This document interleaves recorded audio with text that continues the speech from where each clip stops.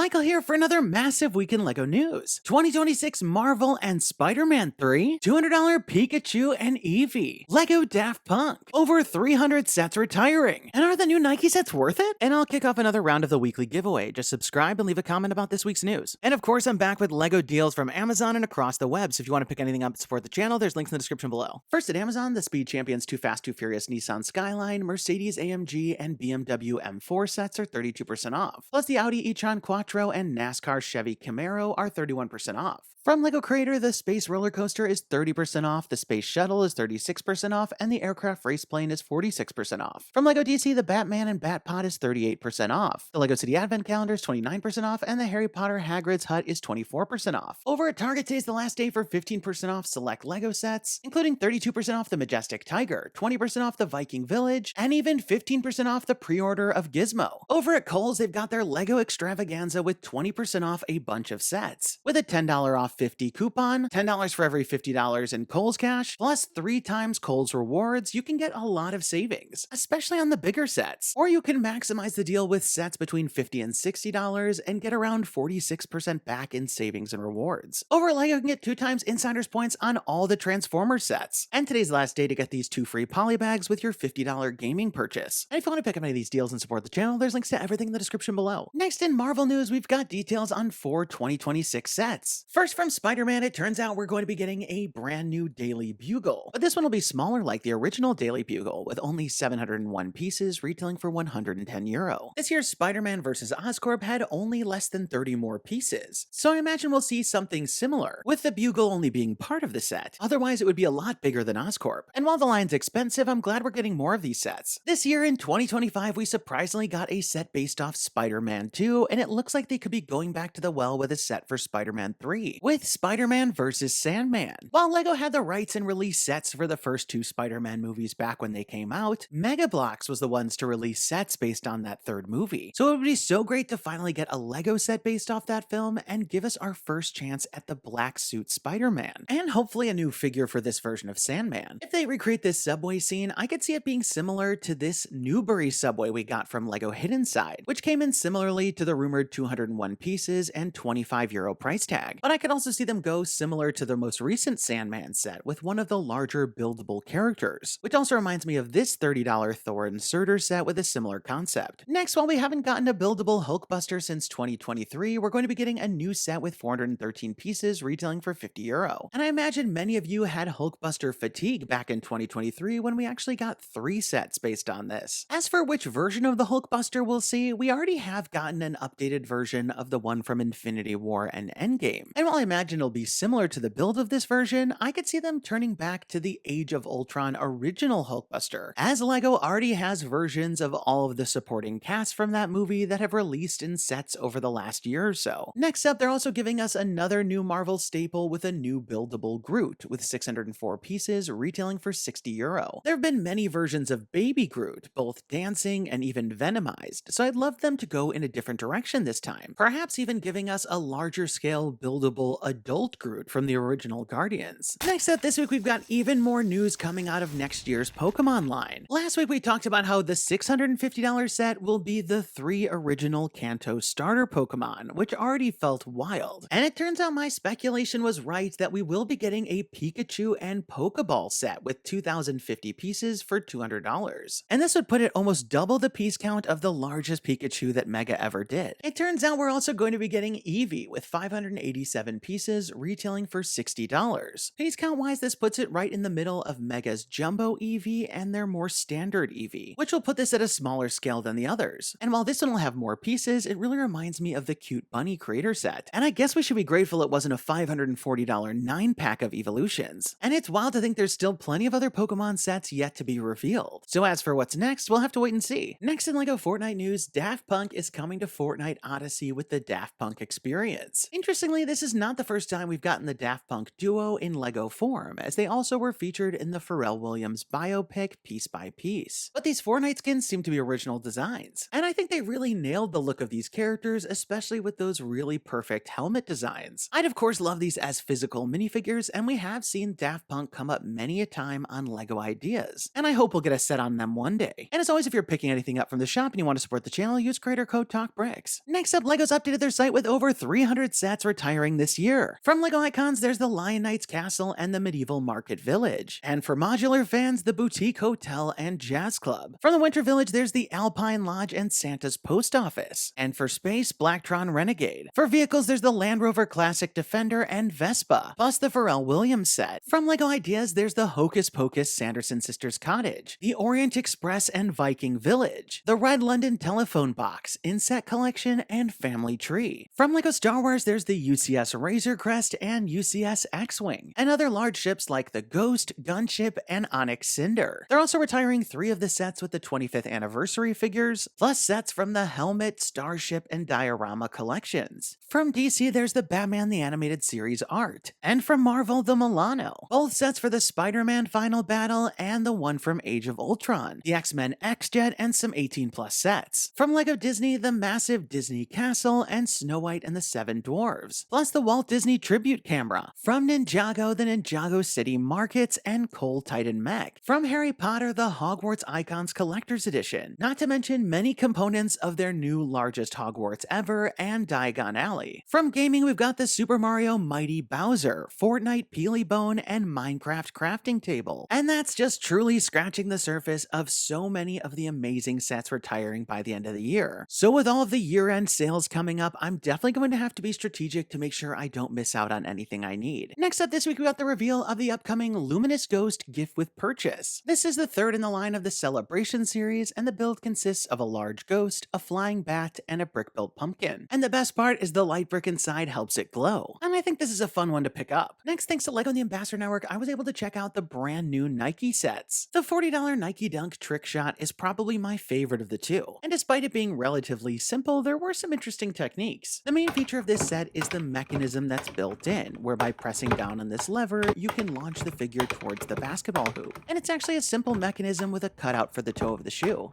The entire shoe lifts off to reveal the Technic support. The shoe is probably the best part of the set, with some stickers to add the detail for the Nike Dunk lows. And the stand locks the minifigure in place. The minifigure looks great with the Nike Lego torso and exclusive hat. Plus there's an alternate face and that unprinted basketball. The base features the basketball court, and we get a basketball hoop with backboard. Plus there's this large Nike decorative build which features 2 printed circular pieces. The $70 Nike Slam Dunk is definitely unique as it's a large-scale sculpture. The main focal point is the large basketball player, with sticker details for the jersey, posable arms holding a basketball, sticker details for the shorts and shoes, and this interesting design flourish. There's also alternate sticker sheets and pieces to customize it, though I don't see myself doing that. At the bottom is this undersized court and tiny spectators. And mounted on the right is the scoreboard with these sticker details, as well as these 2 banners, each representing LEGO and Nike. And at the very top is a printed backboard and hoop. And they definitely did a lot to make this sturdy. While it's nice to see some cheaper Nike sets, I do think the Dunk set's probably my favorite. And I'm glad to see the collection expanding. So there you have it, another super exciting week in LEGO news. I'm so excited for the Marvel sets coming next year, and I still can't wait to see how all those new Pokemon turn out. And with so many sets retiring by the end of the year, I'm definitely keeping my eyes peeled on upcoming deals, because there's still quite a few I need for my collection. Be sure to leave this video a thumbs up down below if you're as excited as me, and don't forget to subscribe, because I'll be back next week with even more LEGO news. And let me know your thoughts in the comments down below. What did you think about all the stories? And which one are you most excited about? And now we've got this week's giveaway winner. Congratulations! And be sure to email me from the About page on my channel so we can coordinate about the prize. And if you want to enter this week's round, just leave me a comment about this week's news. You must be a subscriber to win. And definitely turn on notifications to find out when my next video is posted,